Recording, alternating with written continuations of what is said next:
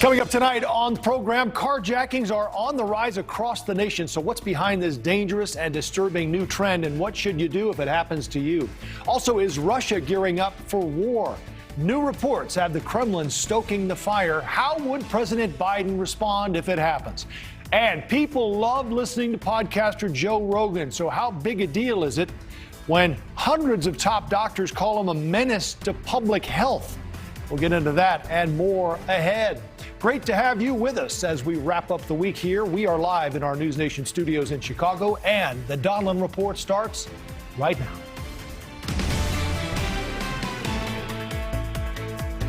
Give me your keys and get out of your car. Imagine hearing that with a gun pointed at you. Carjackings are the new crime of opportunity. It's happening nationwide, and it is the pulse of America tonight. The headlines are inescapable, case after case, even in broad daylight, like this one in New York City. One of 3 carjackings this week, less than an hour apart. Police body cam video also showing some of the harrowing moments as officers respond and bystanders look on in disbelief. An off-duty police officer was shot and killed in a New Year's Eve carjacking in Cleveland, an 18-year-old accused in that case. In Chicago, Cook County reports more than 2,000 carjacking incidents last year. This is one of them that you're looking at here in Chicago. Meantime, in Minneapolis, carjackings were up more than 500% in 2020 and up another 57% last year.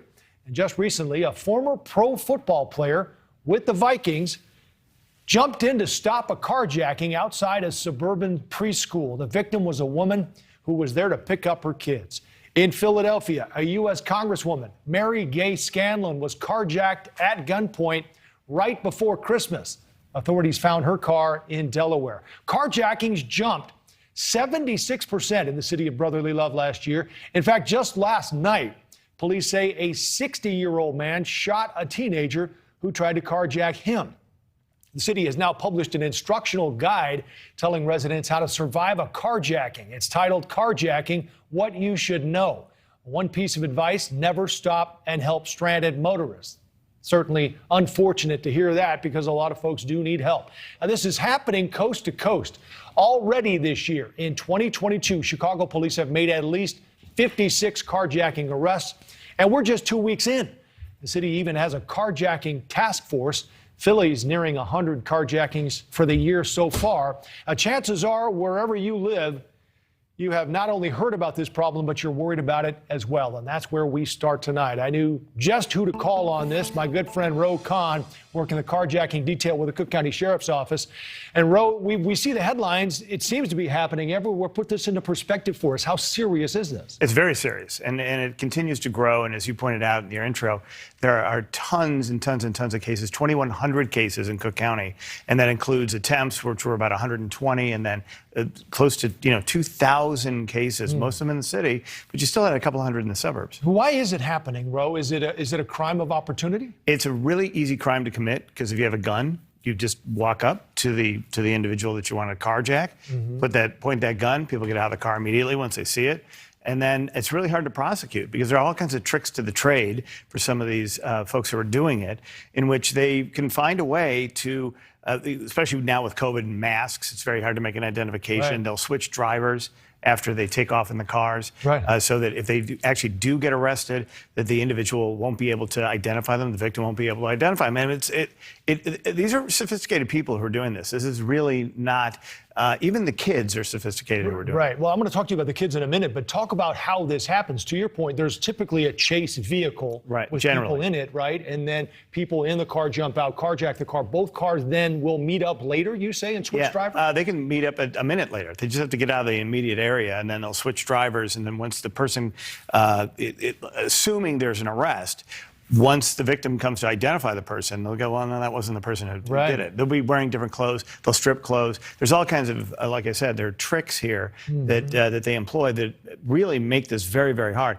I mean, as you look at this video right now, it's a pretty unusual situation. Somebody trying to, once a victim tries to actually pull somebody back out, or a carjacker back out. We do not suggest people get involved in this. Give up the car. It sucks.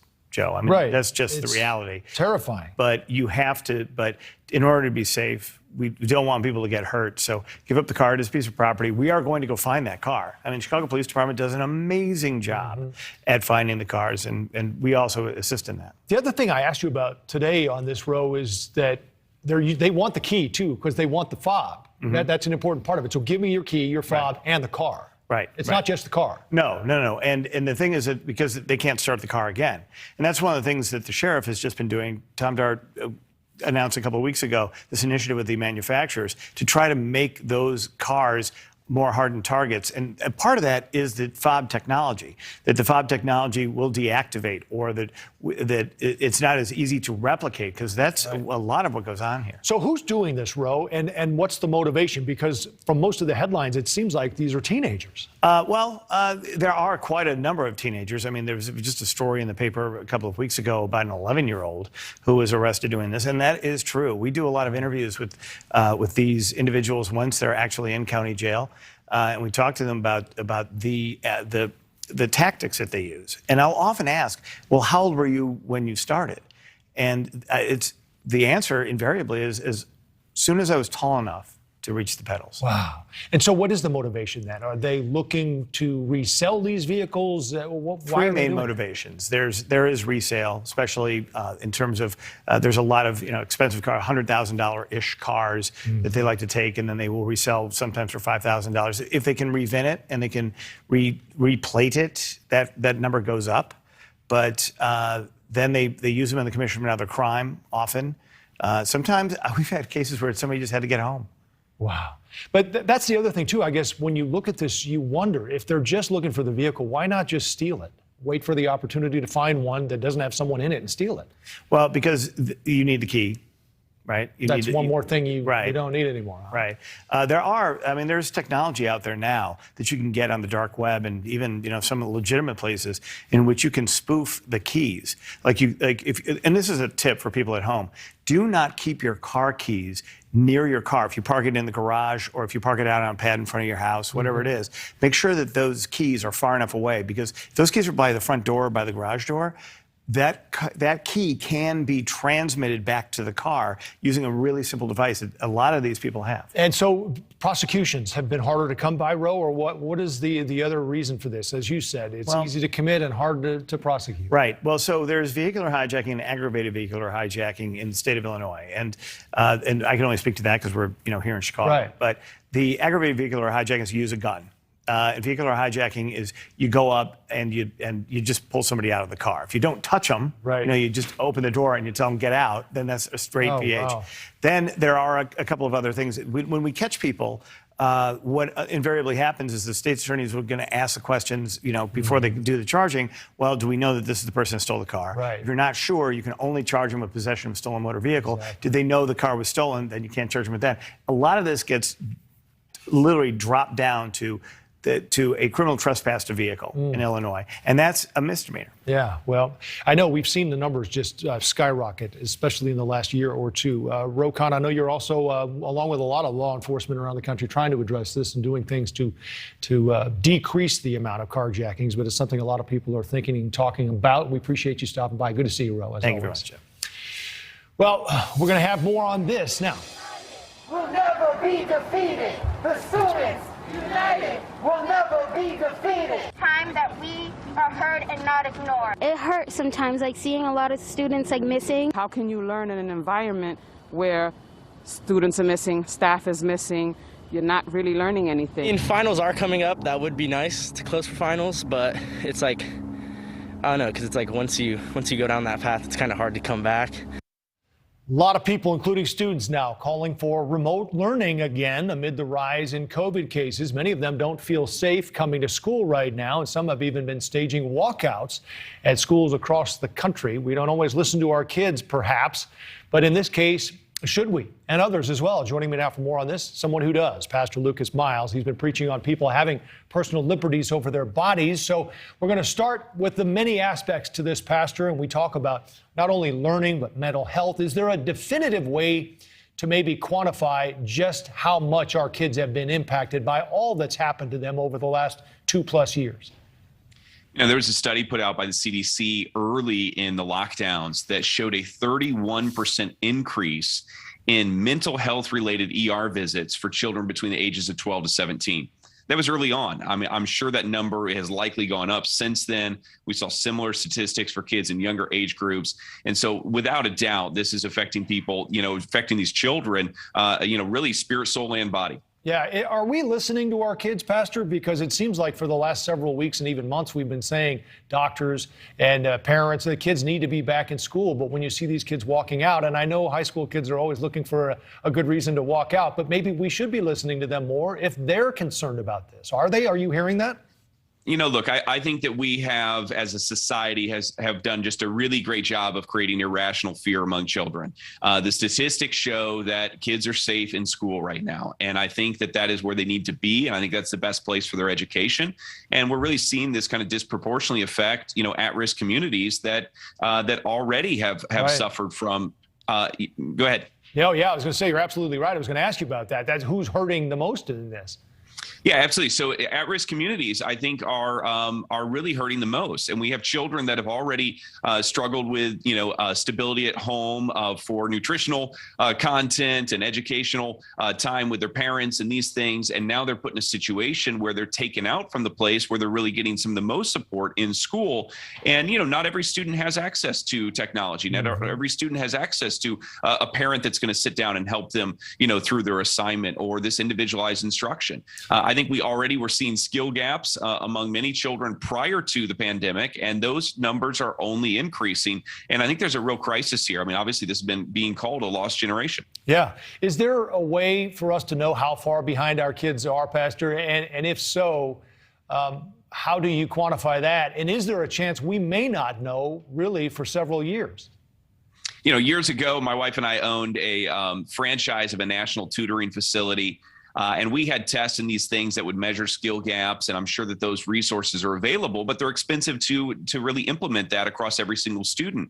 And so my guess is that there are greater skill gaps than what people are recognizing. And I think it's really important that that parents are looking at every single option to not only get their child back in school, but to get them the support that they need to really catch up during this time. Because again, this isn't just educational. This is also emotional. Right. I know as a pastor, I've seen more, people deal with mental health issues, with suicidal thoughts, with addictions. I'm seeing an increase in children in the ages of 16 to 17, even 18 years old that are refusing to get their driver's license because they just don't feel safe anymore. And there's just a lot of irrational fears that I think that we've done a disservice as generation, and we really need to start turning back the clock on this. Well, we always talk about how resilient kids are, but we have certainly asked an awful lot of them over the last, now 2 going on 3 years of this disruption for them. And again, we certainly wish and hope them all the best. And I know, Pastor, you're talking and doing your best to do that. And we appreciate you joining us tonight to explain some of how that's happening. Absolutely. Thank you. Take care. Keeping with our Listen to the Children theme here, our next guest fought her school's dress code and won. We'll introduce you to her next and tell you why she called the old dress code sexist. And the disturbing story of a 7th grade boy hospitalized after ingesting fentanyl somehow. What else police found after they searched the school? Don't forget, you can also follow us on social media at the Donlon Report. We'll be right back.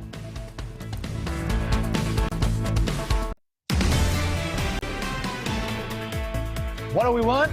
Leggings. When do we want them? Now. Students in Clovis, California taking on their district and its student dress code policy, and they won. Coming up in a minute, Annie Nguyen. She will join us. She led the movement calling for changes to the dress code in California's Clovis Unified School District. She said it unfairly policed feminine bodies and promoted conformity over safety. Here's some of what they got in the end. First, shorts. Students can wear them now with at least a 5-inch inseam. Lycra and short shorts still a no-go, though. Camouflage patterns are allowed. They previously fell into the paramilitary category.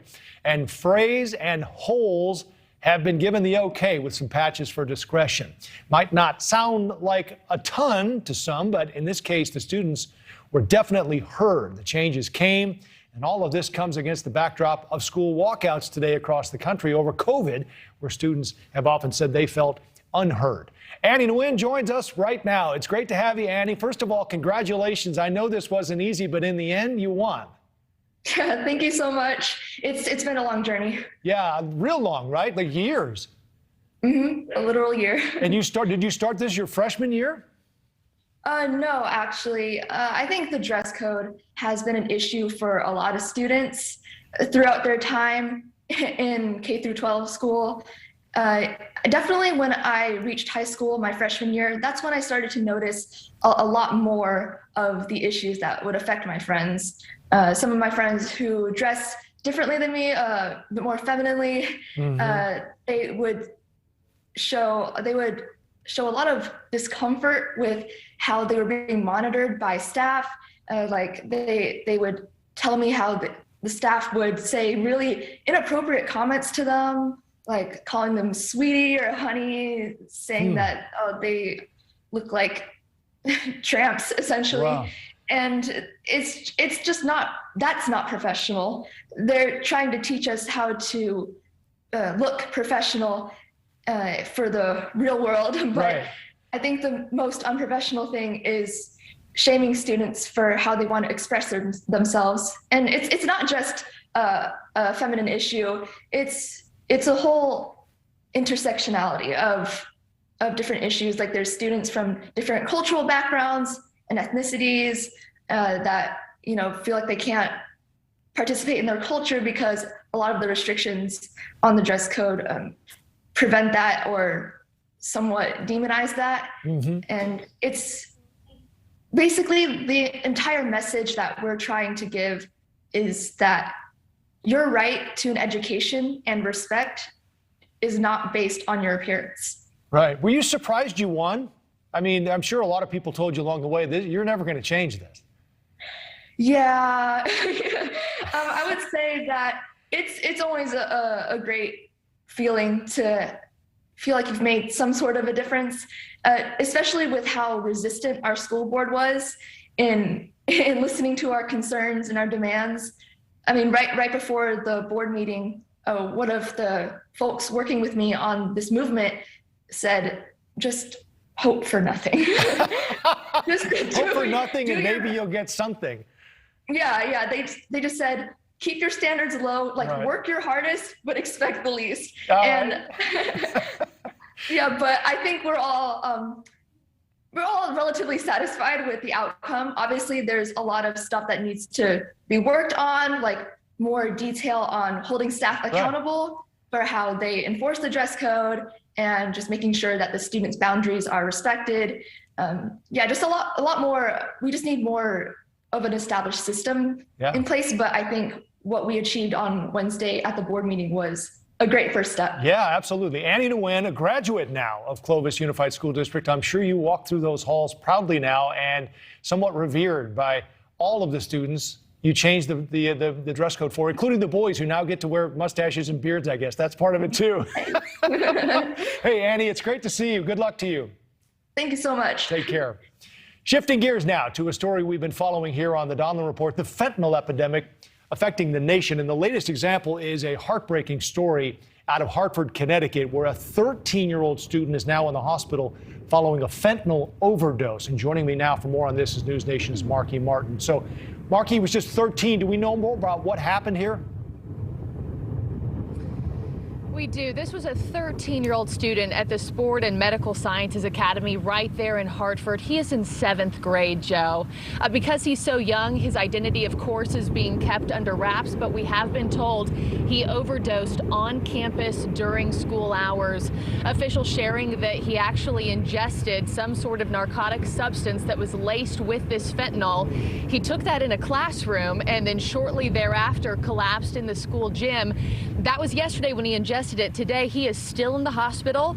He is still in grave condition. And interestingly, 2 other students also got their hands on the same substance. They were admitted to the hospital as well, but they have since been released. But no doubt, just an agonizing couple days for those families, Joe. Markie, we've talked about this a lot. And in this case, apparently, it seems they didn't know if this was something they ingested intentionally or even unintentionally. They obviously did not know, I'm guessing, that there was fentanyl in it, which is a big problem and a big part of this drug because it only takes a little bit to cause some significant damage. Yeah, to alter an entire family's life. Joe, you and I were just talking about this last night. At this time, it remains unknown whether or not this boy knew what he was taking.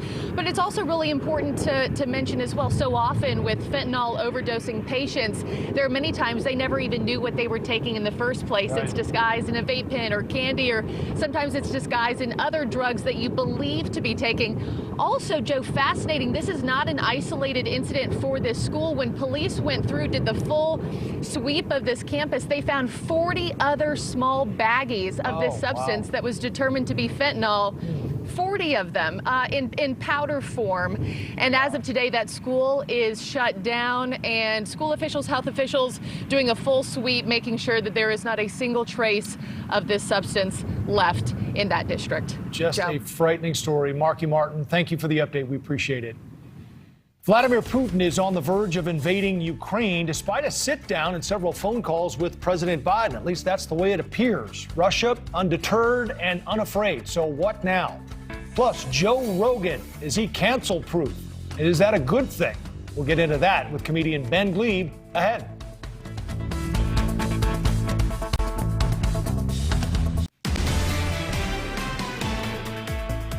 Tonight, the Pentagon is confirming Russia is poised to invade Ukraine. A U.S. official says there's intelligence indicating Russia is preparing a so-called false flag operation to justify an invasion. The Defense Department also says Russian President Vladimir Putin is probably aware of those plans. Here's what the Pentagon, or at least some of what they had to say this morning.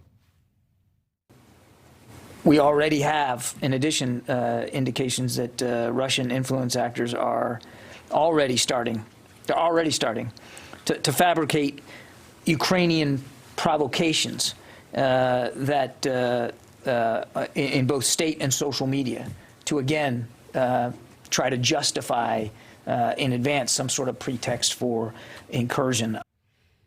Meanwhile, several Ukrainian government websites went offline Friday in a massive cyber attack. Hackers left messages warning people to, quote, prepare for the worst. It's unclear right now who exactly is behind that attack, but you might be able to guess. In fact, I'm sure our next guest can and will. Defense expert Fred Fleitz, vice chairman of the America First Policy Institute's Center for American Security. Fred, it's good to see you again. We've had face-to-face meetings with Russia. We've had Zoom calls with the presidents. Russia seems undeterred and unafraid. Is this going to happen, do you think? You know, I'm not sure whether things have changed significantly over the last 7 days. We have reports today of some type of Russian influence operation in Ukraine. That's actually nothing new. The Russians have done that before. It's probably always going on. I believe Russia's the priority of this troop deployment is to get concessions out of the U.S. and to divide NATO. I don't know that Putin is actually going to invade Ukraine. It would be a very bloody and costly exercise. If he's going to do it, it might be certain areas of eastern Ukraine, but I'm not convinced by these so-called intelligence reports that an invasion is imminent. Interesting. Well, the threat of the sanctions, do you think, is that enough? Because that's what we've been hearing about, is here's what will happen if you do invade.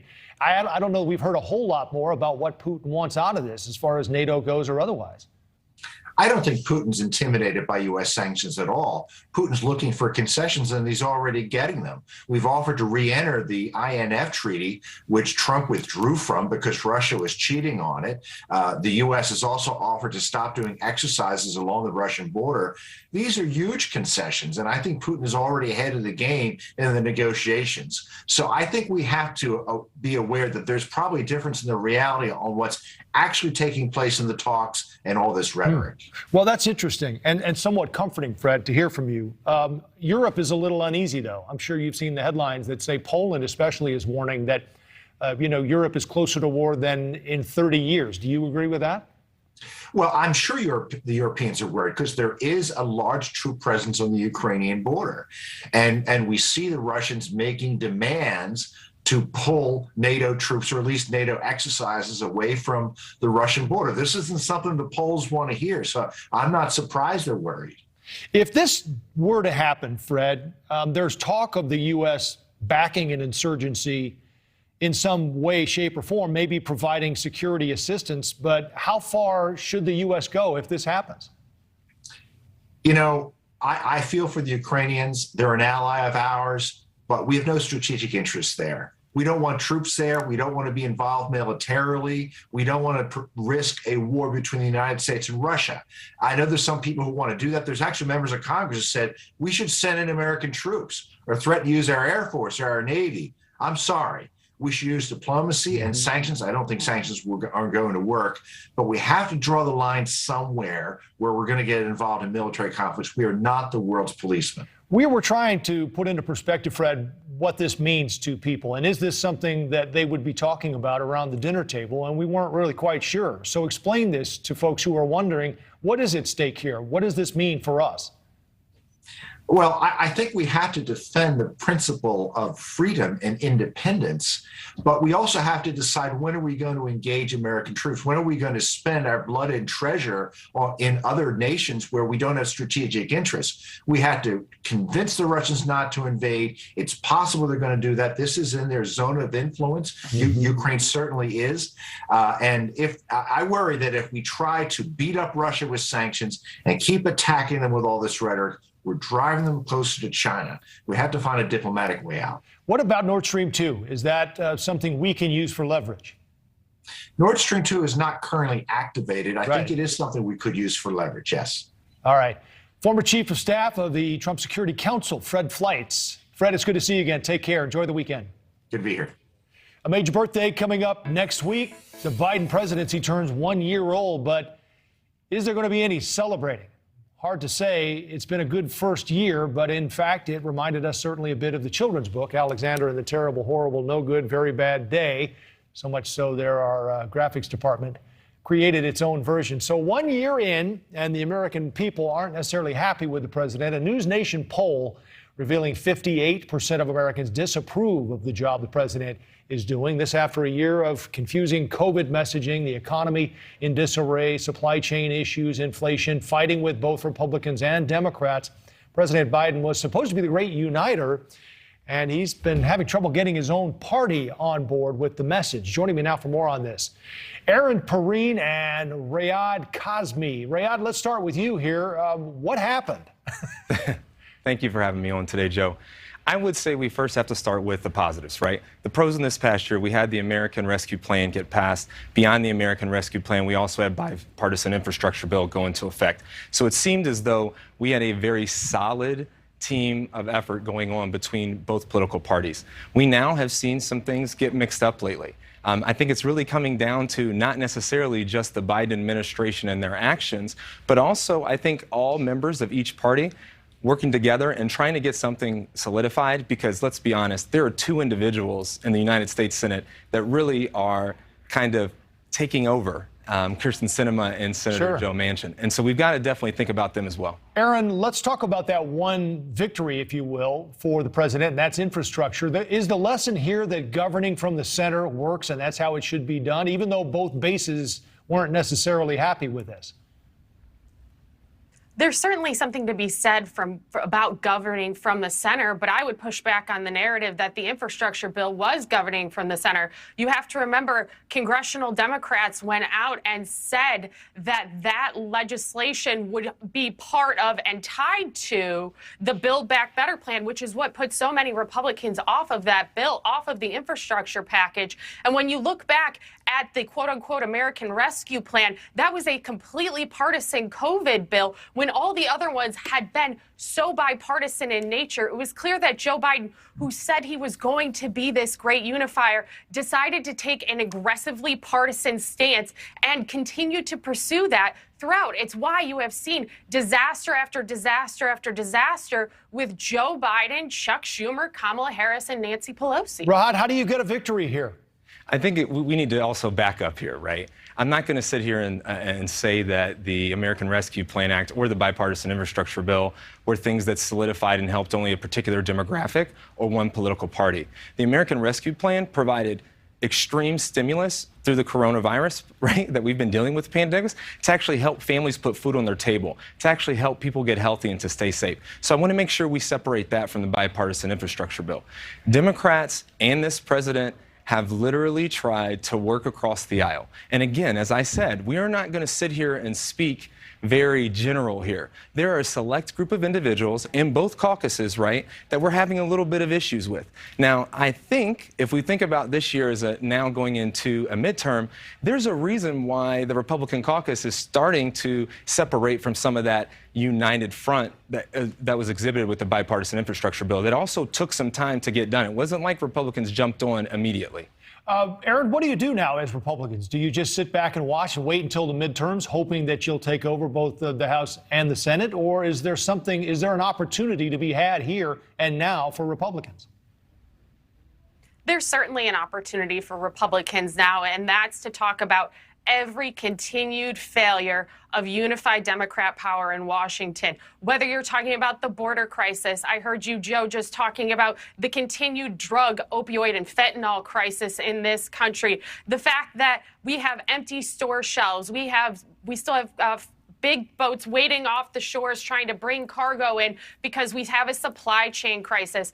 Afghanistan, the inflation crisis. Time and again, Democrats have failed to meet the moment because instead of pursuing policy that would help the American people, they have taken a partisan route. And that is why Republicans will stand here. We will point and we will say that this isn't the problem. And I would push back on the other panelists' notion that there are only 2 Democrats that are causing the problem here. There are also 50 Republicans that are standing against things like the filibuster, because eliminating the filibuster, because Democrats may say that they are doing that to try and carve out voting rights, but it is a slippery slope so that they can do things like pack the Supreme Court and do other radical measures. You better believe Republicans are going to talk about that. The 50, that's a given, right, Reyahd? I mean, it's the 2 you can't get on board that you're worried about. Listen, before we go, I want to get you on one more thing. I don't know if you saw this article in the Wall Street Journal. Reyahd, let's start with you. With the Vice President, Kamala Harris, should cut Biden loose, was the headline. Basically separate herself from the president and carve her own path.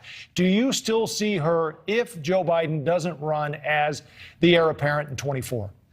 I think it's definitely something that's going to be considered. But I do want to sit here and say voting rights is something that is an American democratic value. The filibuster with 2/3 in the Senate should not be something that prevents individuals the right to vote. There are people who are being prevented easy access to voting, number one. Number two, Kamala Harris. Vice President Harris is the number 2 on a ticket with Joe Biden. She is a team member of that party. If for some reason President Biden decides not to run, Vice President Harris should, of course, consider doing so. This administration has had the largest number of growth in jobs of 6 million this past year. And in addition to that, has gotten to a 3.9% unemployment rate when most independent analysts, including some of the conservatives, said this wouldn't happen until 2026. We'll see where it goes from here. We are out of time. We're going to have to leave it at that. Erin, Perrine, and Reyahd, Kazmi, it's always good to see you both. Thanks for the time.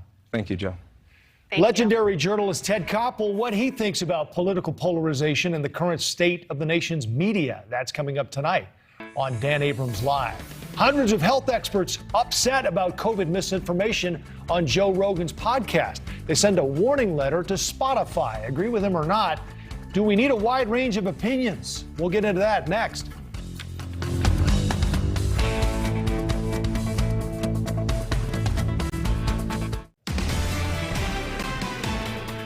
Comedian and TV host Steve Harvey is slamming cancel culture, saying it would be impossible for him to do a comedy special in today's climate because political correctness could cost him his new show and his career. But if anyone has been able to beat cancel culture, or certainly seems immune to it anyway, it's Joe Rogan.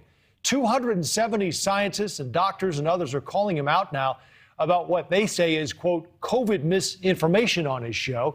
They're calling him a menace to public health. The Joe Rogan Experience is one of the top-rated podcasts in the world and draws about 11 million listeners per episode. Comedian Ben Gleib back with us tonight. Ben, it's always great to see you, and it's wonderful to have you. I'm guessing you don't agree necessarily with everything Joe Rogan says, but how do you explain his popularity? That's a good question. Joe likes to have very long-form podcasts where he has world leaders, thought leaders on, and it's very interesting. Joe's a nice guy. I've known him for a long time, but he also I don't think he's the world's smartest cat. He says it himself. And so he's just there kind of as a sponge to kind of listen to all points of view.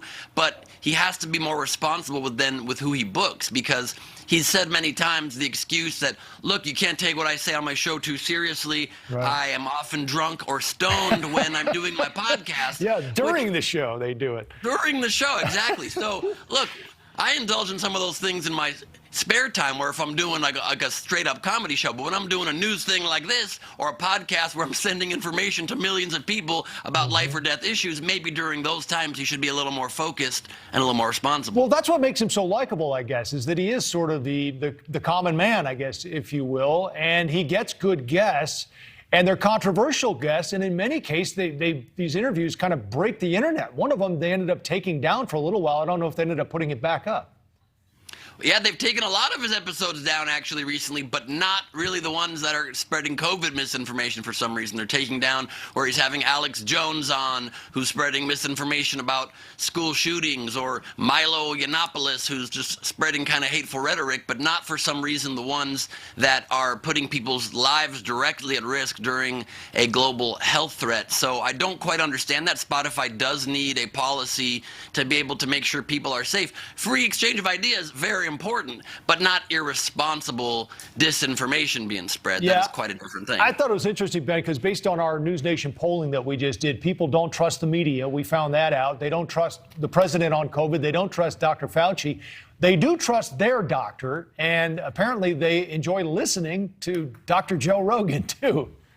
Yeah, they do. They like a guy that tells it like it is while taking horse dewormer to solve a medical condition that is not recommended by the FDA or CDC or anybody with a brain. I think horse dewormer, my personal opinion, should stick with horses. I know I'm controversial with that. Yeah, well, it was prescribed by a doctor. We should point that out, and not a veterinarian. Hey, let's talk quickly about Steve Harvey here, Ben. What do you make of this? Do you think this whole fear of getting canceled is really impacting the quality and the content of comedy?